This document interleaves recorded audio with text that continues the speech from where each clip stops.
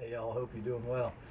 We are. It's a beautiful day here. It's absolutely perfect. I don't think it could be any better than it is. It was 77 degrees when we went out walking at 1:30. It was gorgeous. I mean, a perfect day.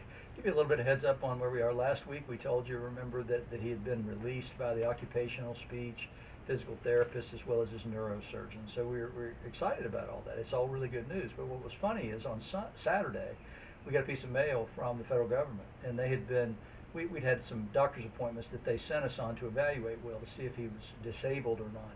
And so his neurosurgeon said, "Doing great. You don't need me anymore." All those other therapists says you've outgrown us.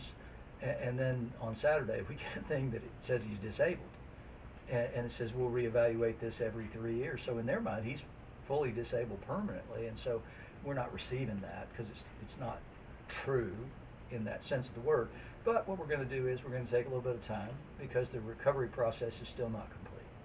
And the reason I say that is because on Wednesday we had a couple of episodes that were upsetting, and they're setbacks in certain ways, but not in huge ways.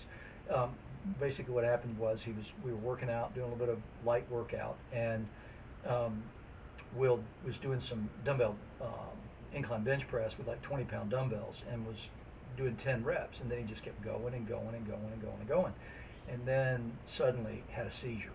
So that whole going and going and going was part of the seizure, but then suddenly his body seized, and so I was able to get him taken care of, get him down, get everything clear, and then talk about it and all that. And then several hours later, Suzanne was gone to the store, and I was making dinner downstairs. Heard a couple of thuds upstairs. Went up, found him having another seizure. Called the paramedics. Called 911. They came. They took his blood pressure, and it was like 117 over 62 or something. So it was really good.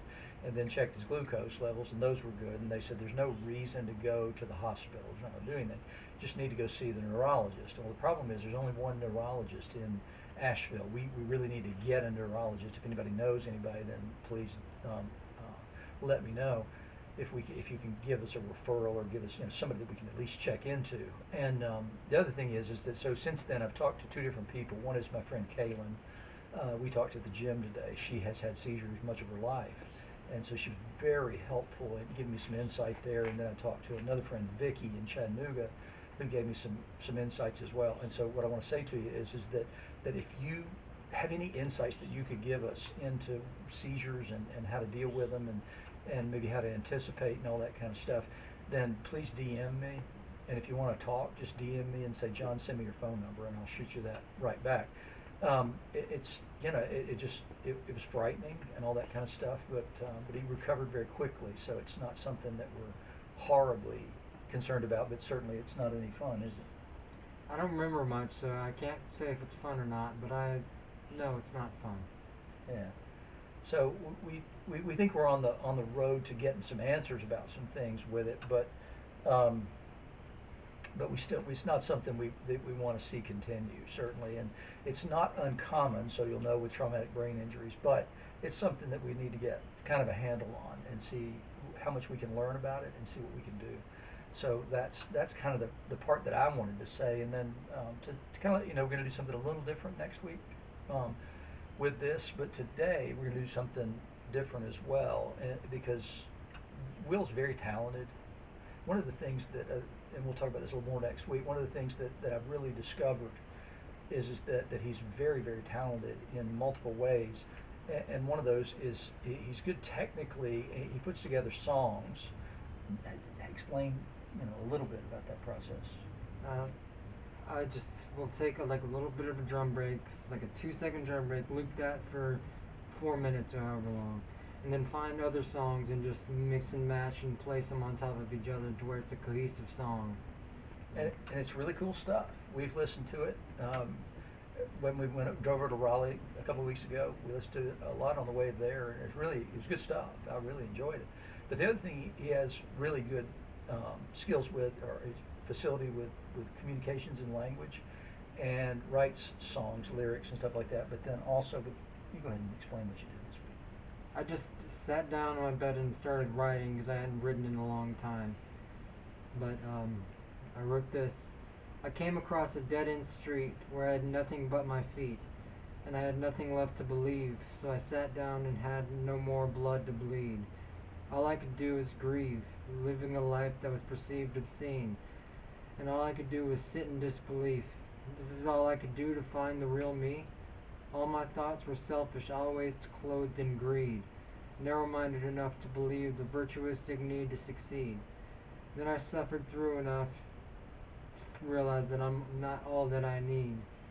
I'm just a child with a pair of eyes that can barely see, and then a mirror tells me that I'm ugly enough to be beautiful indeed.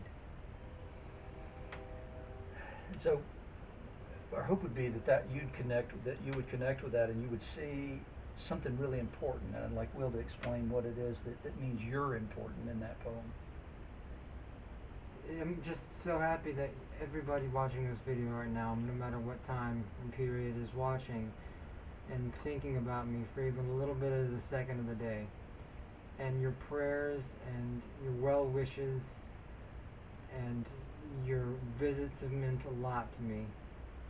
And for a while I was a very selfish person, only reliant upon myself and my family members. And just to know that I'm not alone out there really inspires me and makes me feel like I belong. That's how important y'all are. That's how important you've been to me and Suzanne on this journey, and how important you are to Will now. I think we'd like to give one more shout out before we go. Shout out to Emerson, Lake and Palmer, wearing a Brain Salad Surgery shirt. That's an album of theirs. And shout out to Mike Paget, my uncle. And he's just doing a fantastic, outstanding job with his recovery and his health. And you wouldn't believe it if you told me a year ago this would be happening. And just continue keeping up the hard work, man. So you know, Mike, after Will went to Siskin, Mike went to Siskin himself. He was in Knoxville, but he went to Siskin and made extraordinary progress while he was there. And so Siskin actually posted something on Facebook yesterday about Mike's story. And so, big shout out to Mike. We love you, buddy. And it's a joy to have you as part of our family. Yes. Thank you for letting me in. All right, y'all. Take care.